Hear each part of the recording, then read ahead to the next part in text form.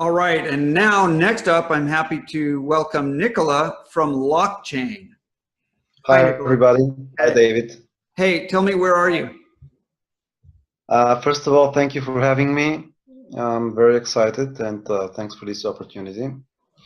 We're currently, we just launched the main event of our token sale. Mm-hmm. We have completed the initial round of the pre-sale, which was successful. We managed to raise approximately $1.7 million US.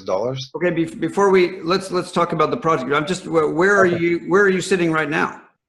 Oh, I'm currently sitting in Sofia, in in our office. It's actually 6 p.m. here, so it's very quiet. It's very nice. You're in Sofia, Bulgaria. Yes, that's right. Oh, very nice. Okay, so that's where you live. Yeah, this is where we live.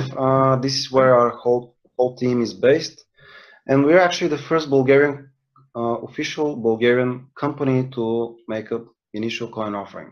Excellent. Okay, give me your quick summary of the project then. Okay, sure. So LockChain.co, this is the domain of our project, is about launching a decentralized marketplace for accommodation in the forms of hotels and vacation rentals. So what we want to achieve is we want to utilize blockchain technology to provide a trustless environment where property owners and buyers, the clients, can conduct deals without having to pay unfair commission on the revenue. The problem that we try to assess is very specific. Our project is very business driven. The problem is that currently established online travel agents like Booking.com, Airbnb, all of the sites that we all use at the moment, they charge between 15 and up to 50% in commission on the revenue that the hotels and the property owners generate. Yeah. So from the point of view of the buyer, that's actually most of the clients don't really realize that because they don't have to pay it themselves. But what they don't realize is that they're paying it anyways because this is reflecting the end price of the accommodation. Exactly. So our strategy is to build such fair marketplace where we have 0% commission on revenues, and to attract the hotel and property owners. All right, so the problem that we try to address is very specific. Actually, this makes a project very business driven.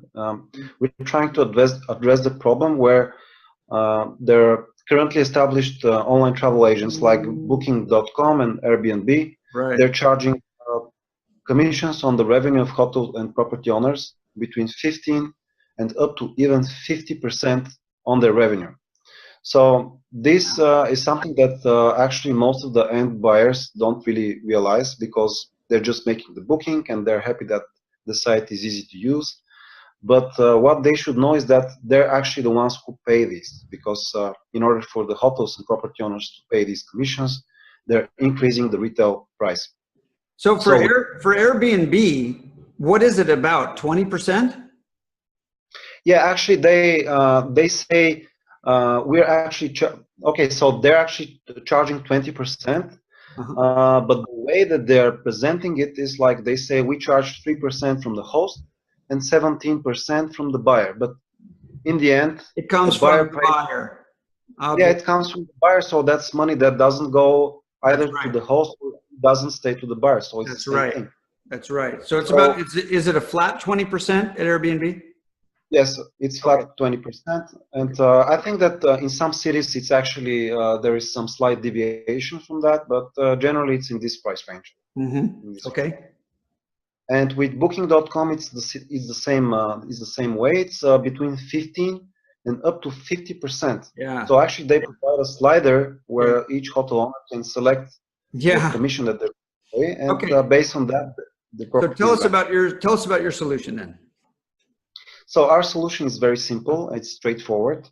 We want to provide a blockchain-based marketplace which is trustless, which relies on the Ethereum blockchain as a start, to provide an environment where the buyers and the sellers of accommodation can do deals directly without paying any unfair commissions. Cool. So we want to make that, and we want to create a company which has the sole purpose of disrupting the currently established model. We get a lot of questions about how are you planning to make any profits if you're not going to charge any commissions. So actually, we're going to plan to implement the freemium model of monetization. This means that we'll have a free-to-use basic service, right, and additional upgrades for the users that decide to purchase. So this is on its end is going to be sufficient to fund the company, and our actual goal is to have the marketplace increase in market share to disrupt as much as possible, and this to make up the adoption of the token that we're selling and to increase its necessity. Well, so first of all, is it all smart contracts? Is it some of it is centralized server? So so actually our project is comprised of two projects into one. One is the decentralized engine, which is going to be the bookings engine and the database of the properties. Okay. It's going to be based on smart contracts because we have a lot of scenarios where there is a hotel and there is a client, and we have a lot of scenarios which are perfect for smart contracts. For example, you make the booking, and then when you check out, you have a deposit which needs to be refunded to you. Sure, for the transaction, it makes sense. For the transactions, the smart contracts are a very, very suitable solution. So this is going to be the core of the engine is going to be based on smart contracts, and we're also planning to have a decentralized database which will be shared and open source. So basically, think of the engine as being a turnkey, open source, and free-to-use solution that anybody can connect and can launch an accommodation marketplace. So, but all of the database has to be sitting in decentralized storage using a Solidity-based matching engine? So this is actually the biggest challenge because currently the technology is not really ready for this. So as a start, we're going to integrate the smart contracts that manage the bookings, the calendars, and the rates of the properties. Wow. So and the ratings as well. Wow. And we're going to put the database in a shared centralized location until we find the best solution to put it in a decentralized place. And our end goal is to provide a completely decentralized engine and database. So the idea is that so you're going to start with centralized matching and just do the transactions in the smart contracts at the beginning. Is that right? Yes and no. Basically, the smart contracts and the availability, which is the core of the service, which there will be at the very beginning in the smart contracts, in Ethereum based. As a second step, we're going to also decentralize the content. So, for example, think of it in this perspective.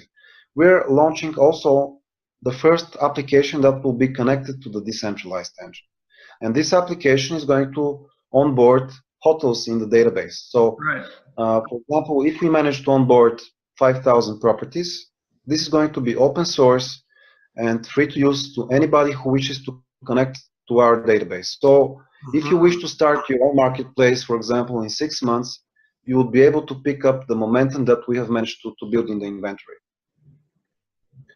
So this is our goal, and the engine will operate solely on the lock token that we're selling. And this is the way that we're currently raising funds. Okay, so the engine, all the matching is done decentralized in Solidity, in smart contracts. The engine, so the search from the user perspective, from the perspective of the end user, is going to be in a centralized application. That makes sense. That makes sense. It has to be super fast. It has to be user friendly.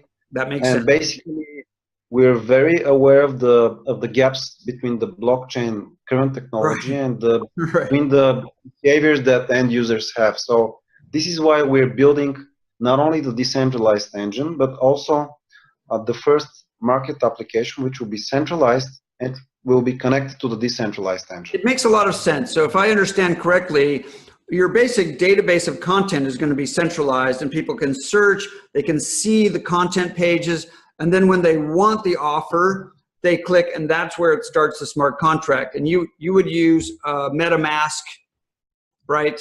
Yeah. Yes. We have actually we have a lot of additional features. So think of it this way: the core of the booking service is one element. Okay. The marketplace is the element that creates the bridge between the end buyer and the decentralized service. So in order for this bridge to be effective, it has to be user-friendly. It has to provide all the common features that the end buyers are used to having, like being able to pay in fiat, being able to place reviews, being able to conduct instant search on the properties and stuff like that. So you can pay with a credit card or PayPal or Ethereum or Ether. Yes, from the perspective of our marketplace application, we plan to add additional added value features, such as, for example, being able to pay with fiat payments. So what we'll do in this case is we'll take the fiat money and we'll have an built-in algorithm that will place a buy market order on the exchange where lock is being traded, our token. So we're going to buy the lock with the fiat, and we're going to use the lock to execute the booking. So only the lock token can be used for payment? Yes, that is correct. I see. Okay. And so if I understand correctly, the decentralized part are the offers once people want to accept an offer, and the back end where the hotel owners or they can input their stuff, and that'll go into decentralized storage. Is that right? Yes, the decentralized is the offers, the rates, the calendars as well, because that's one of the most important aspects of accommodation. Why does the calendar have to be decentralized? Why can't you use a centralized server for that? The calendar says what's booked and what's not for each bed, basically. Yeah, well, this is a very important question. We want to build it like that because we want this service to have complete censorship resistance. Basically, resistance. Basically, not being able anybody to buy it and to turn it off. That's I see. Okay, and how far along are you in development? We've already launched the alpha version, the pre-alpha version of our marketplace. We have currently integrated around 500 properties on the pre-alpha marketplace. They have actual availability and calendars that you can see on our website. And you can actually place a booking request where you can pay with the lock tokens that we're currently in the process of selling on our token sale. So our strategy is to differentiate ourselves from the hundreds of other projects and eliminate any dark period where people just look at a simple roadmap.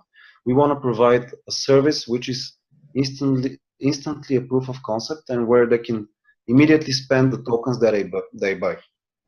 So we're currently at that stage, and we're also developing the decentralized application, which is going to be the backend, and it's scheduled to be launched around February to March in 2018. So right now, the alpha participants are able to reserve and pay for and use a hotel room right now. Yes, they can pay for and reserve a room with their lock tokens, and we're going to use this whole experience together with all of the feedback and all of the research that we're doing to build the architecture of the decentralized engine. Yeah, that makes a lot of sense. I mean, you don't have to build everything in smart contracts at the beginning. So that makes a ton of sense. Yes. The ICO is open right now? Yes, it's currently open. We've finished the pre-sale period. Okay. We've managed to raise approximately $1.7 million. And we're continuing towards we're currently in the main event, which is scheduled to end on the 30th of November this month. So you raised 1.7 in your pre-sale? Yes. And now you've started, and this is going to be shown next week a bit later, but so far, how much have you collected in your ICO so far, in your main event?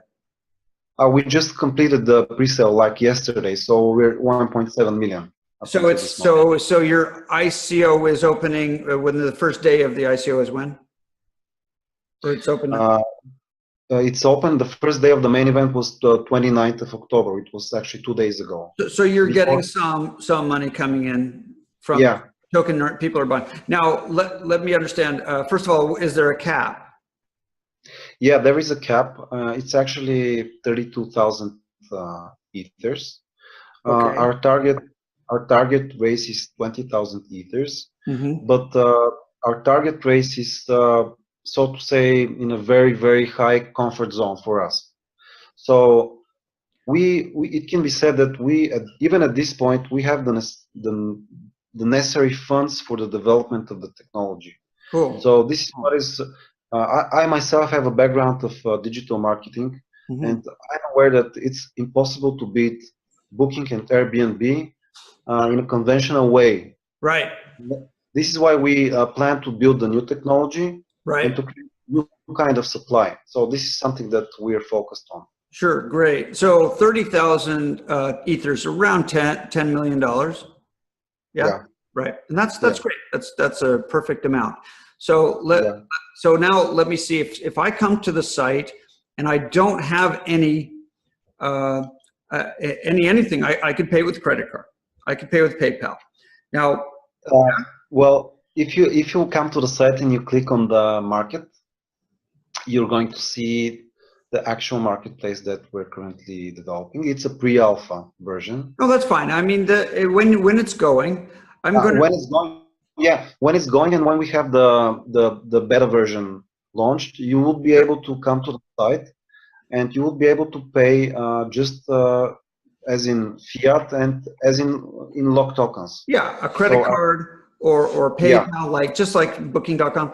And then what if I have Ether and I don't have any tokens? What do I do? Well, we will be providing exchange possibilities. For us, it doesn't make any difference if it's fiat or ethers or Bitcoin. Right. The important thing is to provide a user-friendly experience. Our goal is, from a user point of view, to make the only difference in the retail price. So, at their perspective, they'll see an experience which they're familiar with the only difference of being able to open our site and being able to open, for example, Airbnb, and to see that actually our prices are with 20% lower. So that's our goal. So for a hotel room, you'll see that the exact same hotel room is 20% less. Yes, that's our point. That's our goal. That makes sense. Okay, great. Now you'll operate an exchange, and so of course, if you're trading dollars to tokens, you'll need a money trading license, right? You'll need some kind of banking license. Do you plan to partner with that?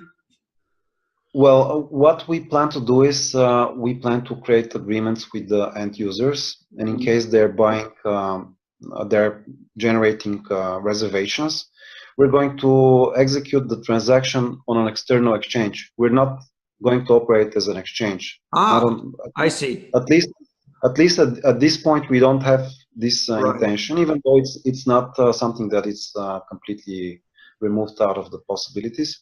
But I think our interest would be stronger in integrating with the established exchange where there is enough liquidity, and basically making a connection through an API module and conducting the exchanges on that already established exchange. So you will send them off to an exchange to purchase the tokens, come back and finish the transaction at the beginning. I'll say that we will do that as a back-end process with the pre-approval from the clients, just by accepting the terms and agreements of the service. Yeah, you have to be careful not to handle their money. Well, I think it's impossible not to handle their money because we will need to be integrated with the payment processor. If we want to accept credit cards, right? In some way that the liability is with the payment processor and not your company is not trading. You're not a money trader. You're doing the same thing as Booking.com does. You use the banks, Yes. use the bank Yes. APIs and all that. So Exactly. that makes a lot of sense. So Yeah. so great. So now, why should I buy your token when, if I need to use it, I can just show up and buy it on the exchange and then use it? Well, of course, because currently is the first to get the best rate. Right. General advice. But I would say that I know that currently there is an oversupply of ICOs, and we are aware of that. It's something that we see as a huge problem. I would say that our team is very specifically focused towards solving one single problem, and that's what differentiates us from many of the other companies. We have a very specific plan of action, and we have a very strong token economy. The whole way that we have created the token itself is made with the sole intention of keeping a disbalance between the supply and the demand of the token in favor for the demand. We have a low hard cap when you compare it with other companies.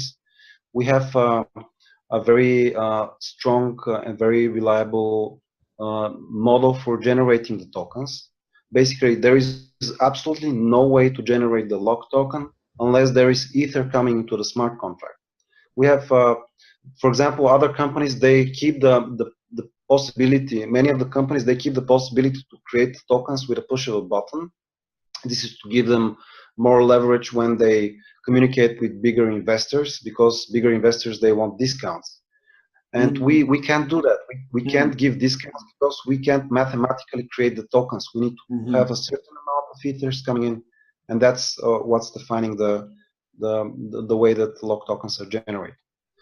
And in addition, the whole concept of making bookings means locking some kind of locking certain amounts of money for future usage, because when you create a booking request with the booking.com or Airbnb, and when you're traveling, for example, in 2 weeks from now, you create the booking right now, so you block the money inside that booking until you check out. And this on its own is also creating this balance in favor for the demand of the lock, because if the bookings rise as a velocity and as a volume, that means that the amount of lock tokens that will be locked into the smart contracts is going to increase as a proportion to the whole circulating amount. Sure. So there are a lot of different pieces of the token economy that adds to each other really nicely, and I think that this is the reason why you should consider buying the lock token. We're not promoting here. I'm talking about just learning. We're just learning, okay? Yeah. So okay, yeah. Okay, so that's all right. You got it in. So now there's a limited number of tokens. When the sale ends, that's the end. Yeah. Right. That's it. Anything that is unsold from the hard cap will be destroyed. Destroyed. Perfect. Great. And when you give me, most of it is open source, then you're adding some extra value added services. So the open source components, are they going to be owned by Foundation? Yes, this is our plan. Basically, the governance on the open source decentralized engine will be and should be governed by a foundation that is independent. Yeah. And there is going to be some governance, some minimum governance on the applications that could connect to the database, because we want to make sure that there are no scammers taking advantage of that. That's smart. That makes sense. That's great, right? So people should realize this is a good lesson to learn. You know, when you have an open source project, you have to think about all the people who will jump in and take advantage of it. And there will be scammers putting up, for example, fake hotel rooms. If you've ever looked for like a flat to share on Craigslist, you've seen scammers, because there are no real people putting anything on Craigslist. So you are really responsible for starting things off in a responsible way, so that it's only legitimate, and you have to vet the people putting properties up, right? And in fact, if you get complaints then you'll take people off, right? Exactly. Take those guys off, right?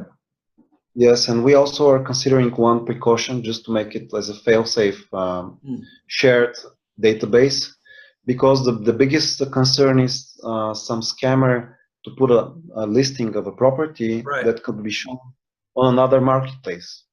So we would not only govern the applications that connect and make sure that they're reliable and that they're trustworthy and they go through a KYC procedure, but we're also going to limit newly added properties before they get completely shared among all of the applications. As a start, they'll be shared only on the application that added them in the first place. So this, to a certain extent, will limit the reputation issue and the issue of someone being scammed on the application that listed it in the first place. You have to build your reputation over time, and people will leave ratings and so forth. So for someone who has just listed a new apartment in the heart of Rome and has no one has stayed there yet, then that's going to be priced a little differently.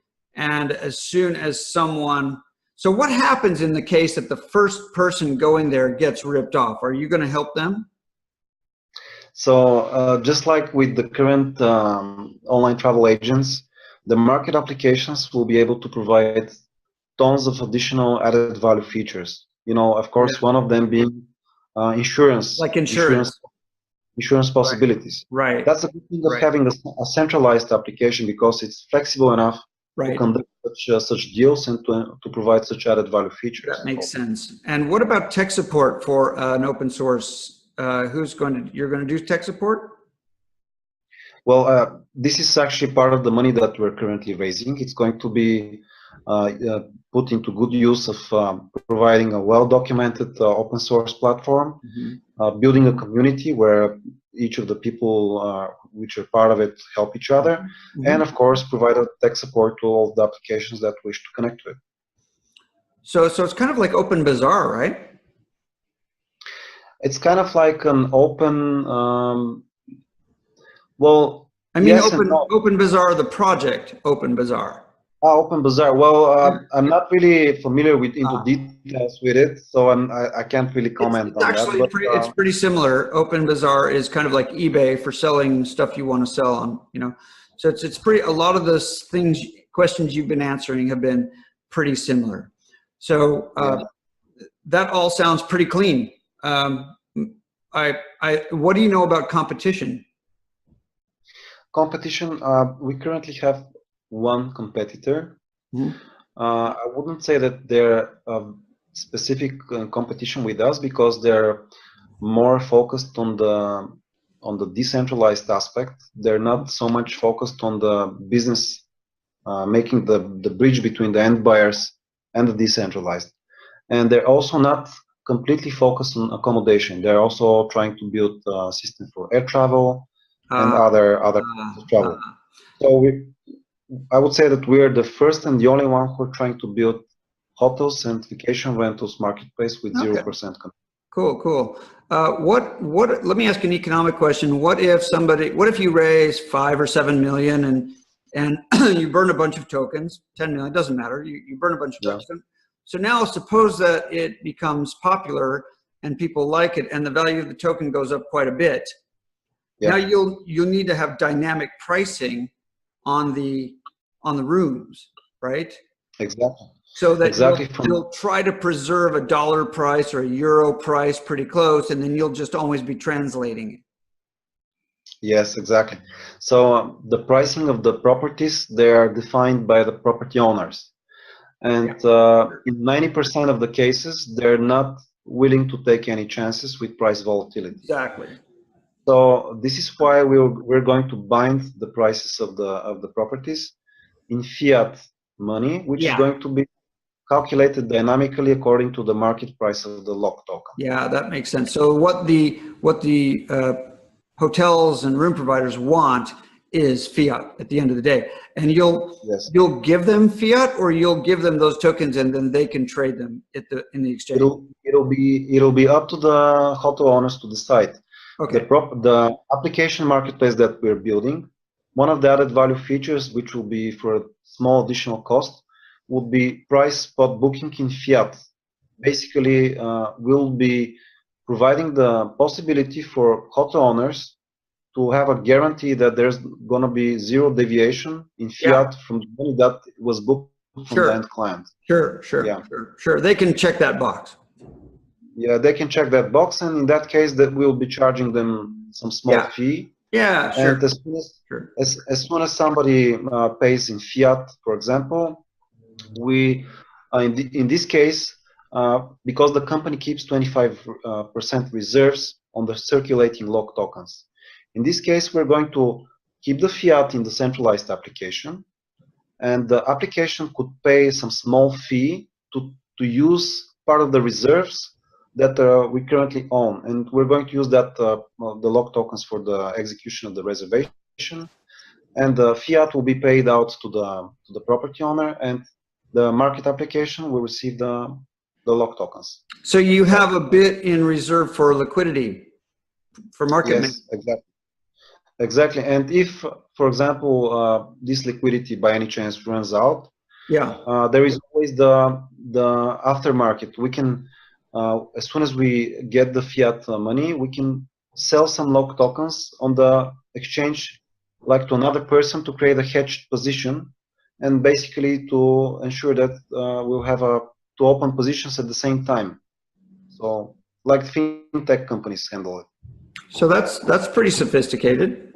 Well, it sounds sophisticated, but it's something which is already established with fintech companies. Yeah, true. But it sounds like you've really brought a lot of things together, and you've thought it out, and it's pretty smart, and it's already in alpha.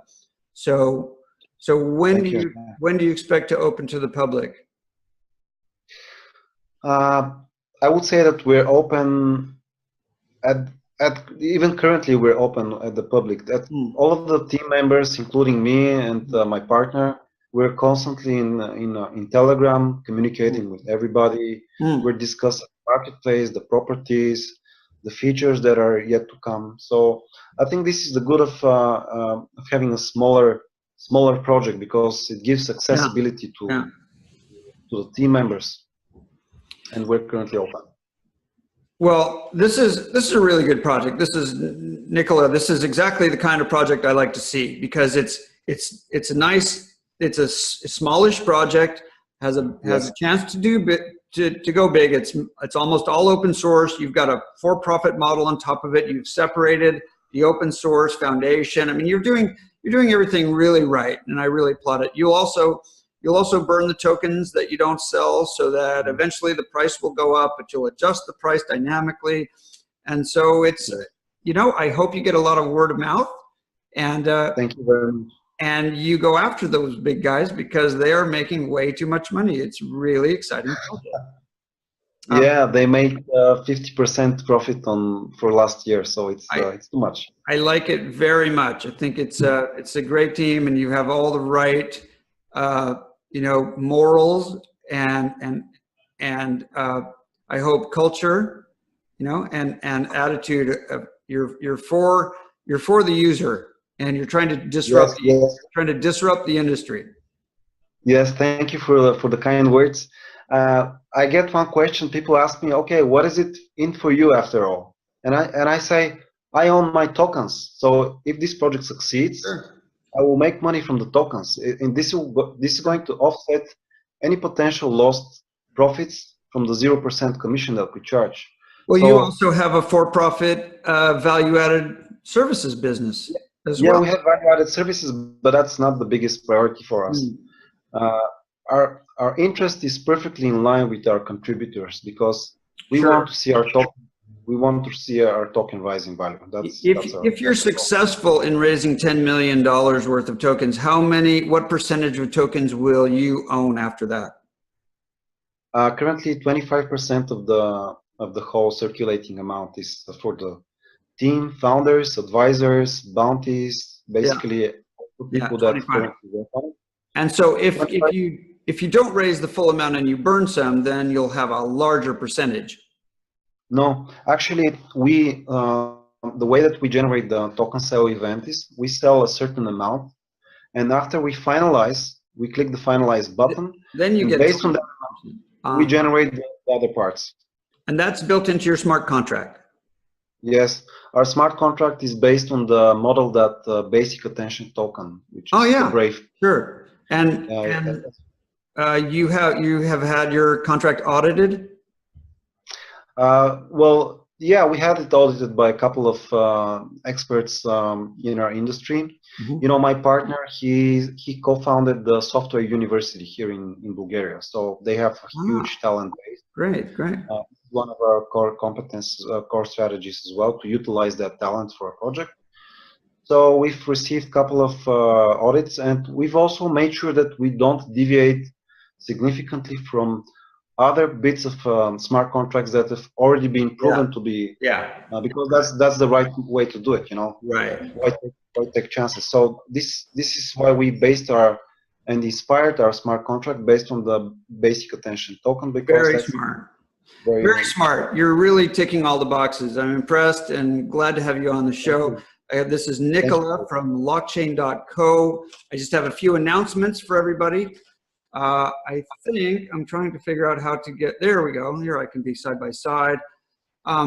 That's the show for today. I'd like to thank our huge volunteer team, Ash, Aaron, Andy, Tony, and Will for their incredible hard work. Thanks to Zap Splat for our theme music.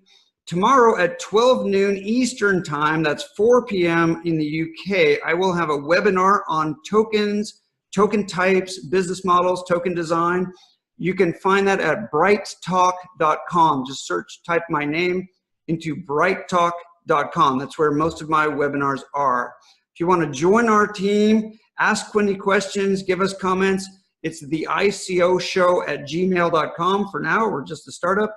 We're looking for some online community organizers. If you'd like to help, we're going to build an online community and we need help getting that ready.